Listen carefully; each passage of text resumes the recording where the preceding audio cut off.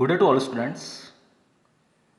Today I am going to start lecture number 7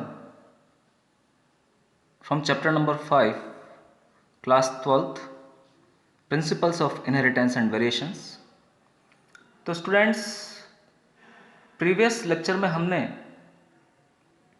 incomplete dominance तथा codominance के बारे में चर्चा की थी। आगे का टॉपिक स्टूडेंट्स आज हम लेते हैं मल्टीपल एलिल। आप मेरे साथ साथ राइट करते हुए चलेंगे। अब ये मल्टीपल एलिल क्या होते हैं स्टूडेंट्स, उसकी हम बात करते हैं। मल्टीपल एलिल, तो स्टूडेंट्स मल्टीपल एलिल जैसे कि नाम से पता चल रहा है, दो या दो से अधिक जब एलिल हो जाएंगे तो उसे मल्टीपल एलिल बोलेंगे। More than two alternative forms of same gene. इसकी डेफिनेशन अगर आप राइट करना चाहेंगे तो आप लिखेंगे more than true alternative forms of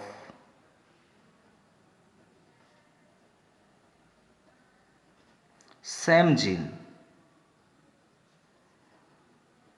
एक ही जीन की दो से अधिक जो फॉर्म हो जाएगी उसी को हम मल्टीपल एलिल बोलेंगे। स्टूडेंट्स आप राइट करेंगे डिफाइन को कि more than two alternative forms of same gene are called as multiple allele. Multiple allele is formed due to mutation.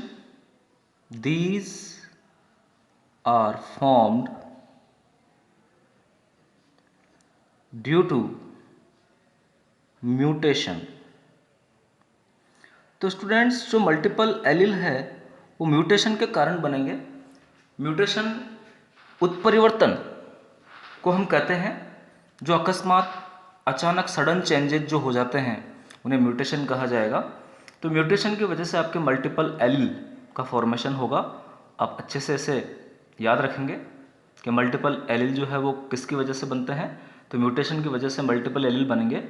Multiple allele जो है स्टूडेंट्स वो होमोलोगस क्रोमोसोम पर सेम लोकस पर पाए जाएंगे। तो आप राइट कीजिए दीज आर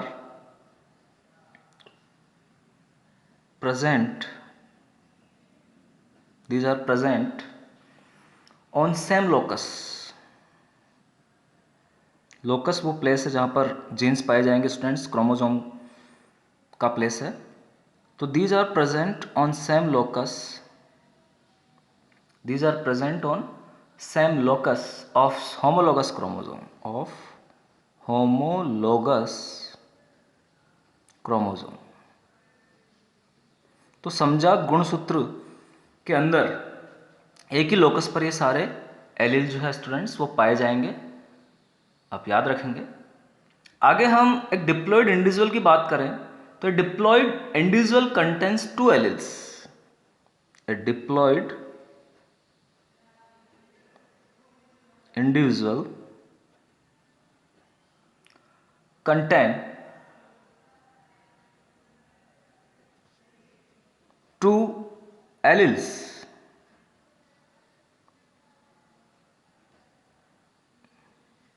स्पेलिंग आप ढंग से लिखेंगे students.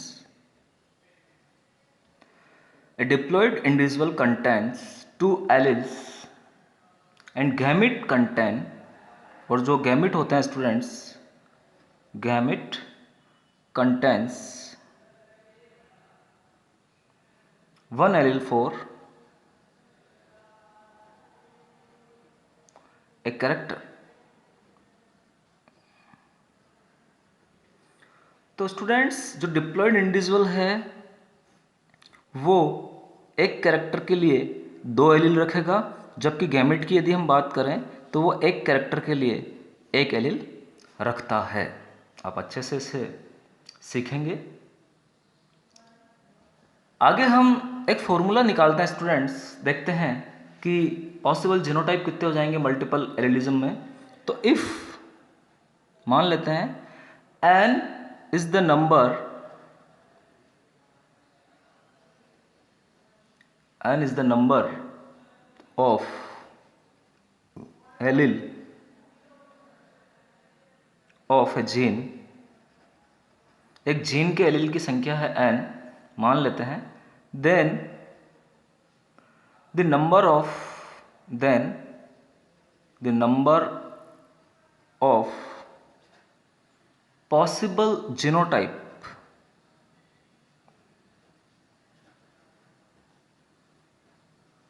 will be given by as follows। तो जीनोटाइप की जो नंबर्स स्टूडेंट्स वो निम्नानुसार दी जाएगी। आप फॉर्मूला देखिए, हम फॉर्मूला राइट करते हैं। हमारे पास फॉर्मूला हो जाएगा n+1 अपॉन 2। ये फॉर्मूला आप राइट करेंगे स्टूडेंट्स। इसके द्वारा हम पॉसिबल जीनोटाइप निकाल सकते हैं मल्टीपल एलील्स में। आगे हम एग्जाम्पल्स की बात करते हैं कि इसके एग्जाम्पल्स कौन कौन से हो जाएंगे स्टूडेंट्स। तो आप एग्जाम्पल्स देखिए, एग्जाम्पल ऑफ मल्टीपल एलील आप राइट करेंगे। Example of multiple allele. तो स्टूडेंट्स इसका सबसे अच्छा एग्जाम्पल हम देखते हैं। सबसे पहला ABO blood group, ABO blood group. तो स्टूडेंट्स हम जानते हैं A blood group, B blood group, AB और ओ ब्लड ग्रुप होता है। तो एबीओ ब्लड ग्रुप जो है वो मल्टीपल एलिलिज्म का एग्जाम्पल हो जाएगा। ABO blood groups are determined by 3 alleles. ABO blood groups की यदि हम बात करें तो इनका डिटर्मिनेशन 3 एलील्स के द्वारा किया जाता है।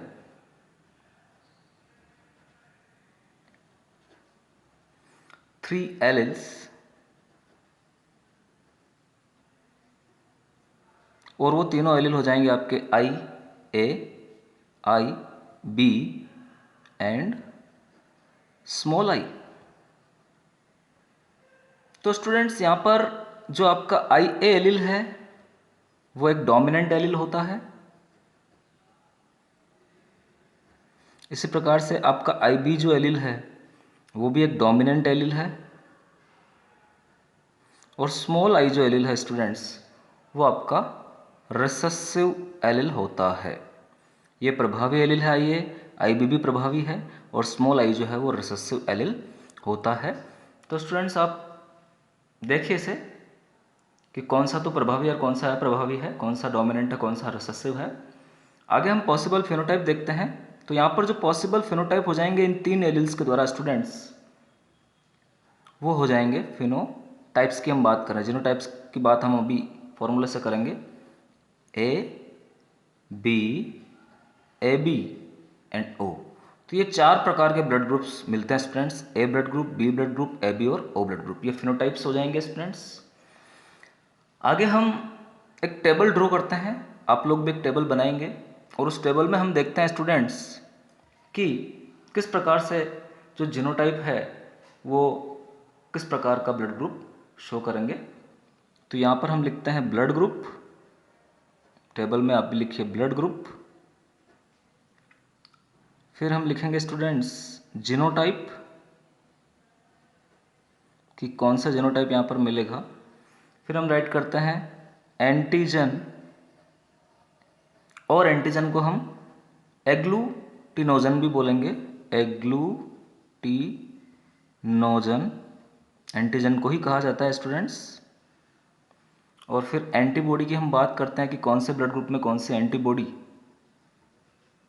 होती है। एग्लूटिनिन की हम बात करते हैं। एग्लूटिनिन एंटीबॉडी का दूसरा नाम एग्लूटिनिन भी होता है। तो आप अच्छे से इसे समझिए स्टूडेंट्स। आगे हम सबसे पहला ब्लड ग्रुप देखते हैं स्टूडेंट्स। हमारे पास जो पहला ब्लड ग्रुप आ जाएगा ए, और इसके लिए जो जीनोटाइप होता है वो 2 प्रकार के जीनोटाइप रेस्पॉन्सिबल हो जाएंगे। एक तो आई ए और एक हो जाएगा आपका आई ए और स्मॉल आई। इन दोनों प्रकार के जीनोटाइप के द्वारा ब्लड ग्रुप ए दिखाया जाएगा। एंटीजन की हम बात करें ए ब्लड ग्रुप में तो ए एंटीजन होते हैं, कैपिटल ए में हम दिखाएंगे, और एंटीबॉडी स्मॉल बी पाई जाएगी। वेरी वेरी इंपॉर्टेंट, आप कंफ्यूज नहीं होंगे स्टूडेंट्स। इसी तरह हम ब्लड ग्रुप बी की बात करते हैं। दो प्रकार के जीनोटाइप इसे शो करेंगे ब्लड ग्रुप बी को, आई बी तथा I B and small I. Antigen की यदि हम बात करें तो कैपिटल बी एंटीजन हो जाएगी और एंटीबॉडी की हम बात करें तो स्मॉल आई हो जाएगा। स्टूडेंट्स आप लर्न करेंगे अच्छे से। तीसरा हम देखते हैं ए बी जो ब्लड ग्रुप है, उसके लिए एक ही कॉम्बिनेशन हमें देखने को मिलेगा आई ए और आई बी वाला। इसके द्वारा ए बी ब्लड ग्रुप दिया जाएगा, एंटीजन ए एंड बी दोनों हो जाएंगे और antibody none. Very very important. और लास्ट ब्लड ग्रुप देखते हैं हम ओ ब्लड ग्रुप के लिए स्टूडेंट्स केवल आई ए और आई ए जीनोटाइप दिखाया जाएगा, एंटीजन यहाँ पर नन हो जाएगी और antibody small A and small B. तो स्टूडेंट इस प्रकार से यहाँ पर हम देखते हैं कि हमें, आप अच्छे से इसे देख लीजिए, जो जीनोटाइप है वो 1 2 3 4 5 और 6 टाइप के जीनोटाइप हमें मिले हैं। हम फॉर्मूले से भी निकाल लेते हैं। पॉसिबल जीनोटाइप नंबर जो हमारे पास फॉर्मूला है उससे भी हम राइट कर लेते हैं। तो यहाँ पर स्टूडेंट्स 3 + 1 3 एलील है, वो हमने प्लेस कर दिया, तो यहाँ पर आपका हो जाएगा 6। तो इस प्रकार से टेबल में भी आपको स्टूडेंट्स 6 एलील्स दिखाए गए हैं, 6 जीनोटाइप दिखाए गए हैं सॉरी। तो आप ये 6 जीनोटाइप लर्न करेंगे कि मल्टीपल एलील में एबीओ ब्लड ग्रुप में कितने प्रकार के जीनोटाइप आ रहे हैं और कितने प्रकार के फिनोटाइप आ रहे हैं। सेकेंड एग्जाम्पल भी हम यहाँ पर देखते हैं स्टूडेंट्स, एक बार आप पुनः देख लीजिए इसे। Principles of inheritance and variations का हमने लेक्चर नंबर 7 शुरू किया है। मल्टीपल एलील हम पढ़ने वाले हैं और इसकी डेफिनेशन हमने राइट की है, साथ ही हमने जीनोटाइप निकालने का फॉर्मूला भी राइट किया है। तो स्टूडेंट्स आप अच्छे से इसे समझ लीजिए कि किस प्रकार से हम ये फॉर्मूला देखेंगे, लिखेंगे। आगे हम देखते हैं स्टूडेंट्स, हमारे पास जो सेकंड एग्जाम्पल आ जाएगा, सेकंड एग्जाम्पल मल्टीपल एलील का ही आप लिखेंगे। दूसरा एग्जाम्पल जो होता है वो है हमारे पास coat colour in rabbit, coat colour in rabbit, और इसके लिए 4 एलील्स जो हैं वो रेस्पॉन्सिबल होते हैं। तो ये दूसरा एग्जाम्पल स्टूडेंट्स, एक एग्जाम्पल तो मल्टीपल एलील का आपका हो जाएगा एबीओ ब्लड ग्रुप और दूसरा एग्जाम्पल हो जाएगा कॉट कलर इन रैबिट। आप लर्न कीजिए।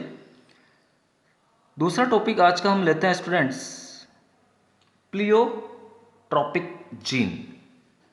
बहुत ही इंपॉर्टेंट टॉपिक है दूसरा टॉपिक हमारा प्लियोट्रॉपिक जीन। इसकी हम बात करते हैं कि प्लियोट्रॉपिक जीन क्या होते हैं। पहला टॉपिक हमने पढ़ लिया है।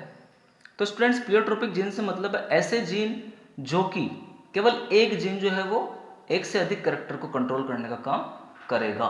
तो आप देखिए, लिखिए इसमें, जीन विच कंट्रोल्स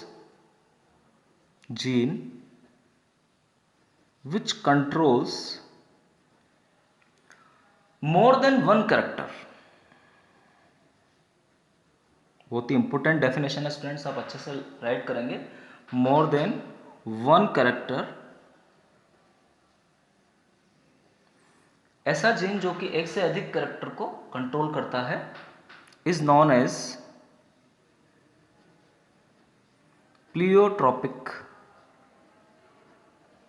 जीन। उसे ही हम प्लियोट्रॉपिक जीन कहेंगे स्टूडेंट्स। बहुत ही इंपॉर्टेंट डेफिनेशन है। This gene shows multiple phenotypic effect.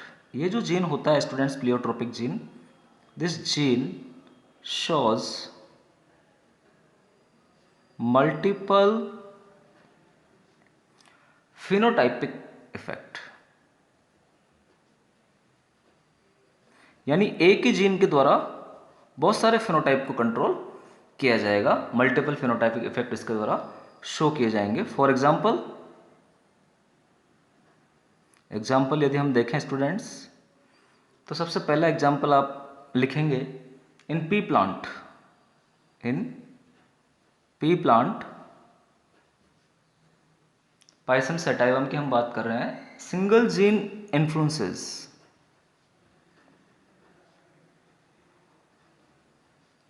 केवल एक सिंगल जीन के द्वारा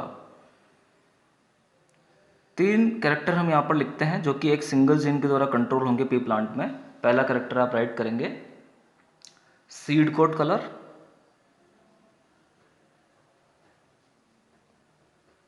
दूसरा आप राइट करेंगे red spot in the axil of leaf, red spot in the axil of leaf, और तीसरा कैरेक्टर होता है स्टूडेंट्स फ्लावर कलर।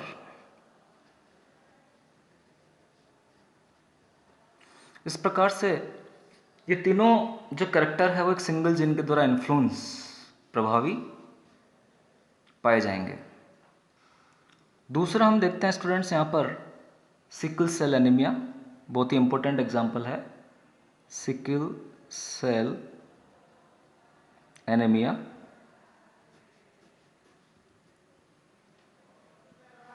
तो स्टूडेंट सिकल सेल एनीमिया की हम बात करें तो इसके लिए जो कोजिंग एलील है HBS एलील, तो जो जीन है HBS provide a classical example of pleiotropy. तो आप लिखेंगे gene HBS provide a classical example of pleiotropy, प्लियोट्रोफी।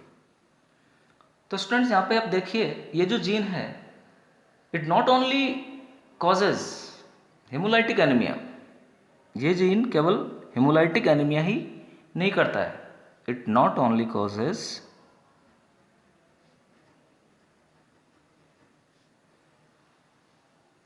Haemolytic anaemia but also result increased resistance to, इसी का परिणाम होता है but also result increased resistance to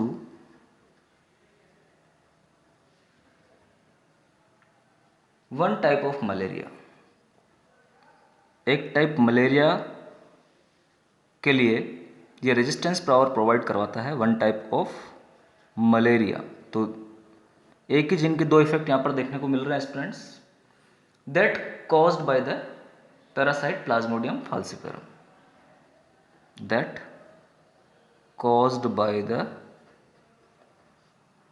parasite plasmodium falciparum.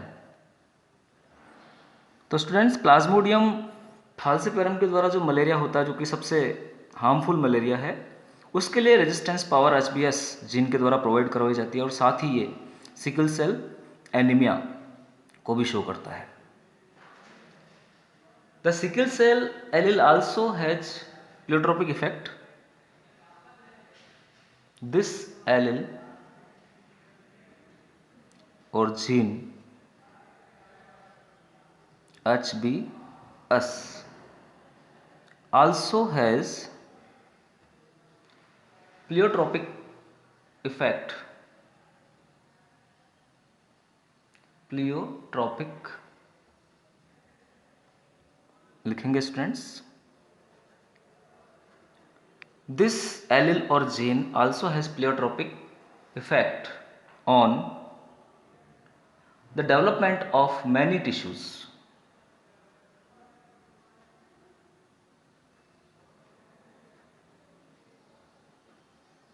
तो students बहुत सारे टिश्यूज़ के डेवलपमेंट के ऊपर और बहुत सारे ऑर्गन्स के डेवलपमेंट के ऊपर ये जीन अपना प्लियोट्रोपिक इफेक्ट रखता है, such as bone, lungs, kidney, spleen, heart, bone, lungs, kidney, spleen and heart. तो इस प्रकार से सिकल सेल जो एनीमिया है स्टूडेंट्स, वो प्लियोट्रोपिक जीन का एग्जाम्पल हो जाएगा। आगे का टॉपिक हम लेते हैं स्टूडेंट्स। नेक्स्ट टॉपिक हम शुरू करते हैं पॉलीजेनिक इनहेरिटेंस। आप इसे अच्छे से लर्न करेंगे, देखेंगे। नेक्स्ट टॉपिक हमारे पास पॉलीजेनिक इनहेरिटेंस। अब ये पॉलीजेनिक इनहेरिटेंस क्या होती है स्टूडेंट्स, वो आप देखिए। तो आपको नाम से पता चल रहा है कि ऐसे इनहेरिटेंस जो कि बहुत सारे जीन्स के द्वारा कंट्रोल की जाएगी। तो आप राइट करेंगे inheritance of characters, inheritance of characters. Characters की इनहेरिटेंस की हम बात कर रहे हैं। तो inheritance of characters in which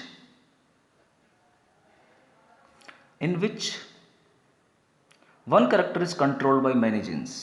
one character, केवल एक कैरेक्टर को बहुत सारे जीन्स जो है वो कंट्रोल करेंगे।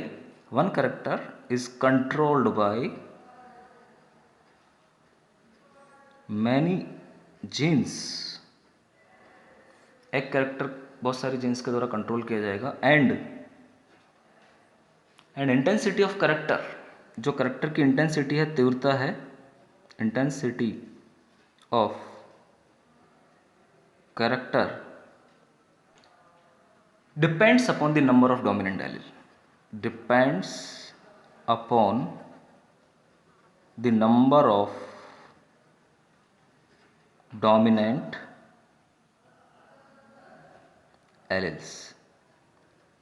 तो स्टूडेंट जो कैरेक्टर की इंटेंसिटी है, तीव्रता है, वो डोमिनेंट एलील्स के नंबर्स के ऊपर डिपेंड करेगी कि कितनी संख्या में वहाँ पर डोमिनेंट एलील्स जो है वो प्रेजेंट है। पॉलीजेनिक इनहेरिटेंस जो है वो सबसे पहले निल्सन ईल के द्वारा कर्नल कलर ऑफ व्हीट में डिस्क्राइब की गई। तो आप लिखेंगे students, polygenic inheritance was first described by Nilsson Ehle. ये साइंटिस्ट हैं, इनके द्वारा ये डिस्क्राइब की गई in kernel colour of wheat. गेहूं के जो खोल होता है, बाहर का खोल, उसके कलर के अंदर इसे सबसे पहले निल्सन ईल के द्वारा डिस्क्राइब किया गया स्टूडेंट्स। और इसी प्रकार से हम एग्जाम्पल नंबर 2 भी देखते हैं। ये हमारा पहला एग्जाम्पल हो जाएगा। और एग्जाम्पल नंबर जो 2 हो जाएगा स्टूडेंट्स, वो हो जाएगा आपका colour of the skin in human. Colour of the skin in human. Human के अंदर जो स्किन कलर है स्टूडेंट्स, वो भी पॉलीजेनिक इनहेरिटेंस का एग्जाम्पल है। और इसकी स्टडी डेवनपोर्ट साइंटिस्ट ने की थी। आप ये भी याद रखेंगे, डेवनपोर्ट साइंटिस्ट ने इसकी स्टडी की थी।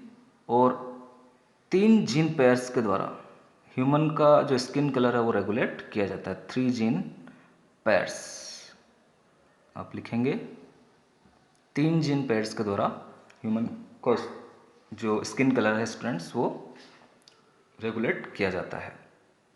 तो ये हमारा पॉलीजेनिक इनहेरिटेंस हो जाएगा स्टूडेंट्स। आप अच्छे से इसे लर्न कीजिए, बहुत ही इंपॉर्टेंट टॉपिक है। और आज के लेक्चर में हम यहीं तक पढ़ते हैं। नेक्स्ट अगले लेक्चर में हम जेनेटिक्स की और भी इम्पोर्टेंट चीज़ें पढ़ने वाले हैं। Thank you very much.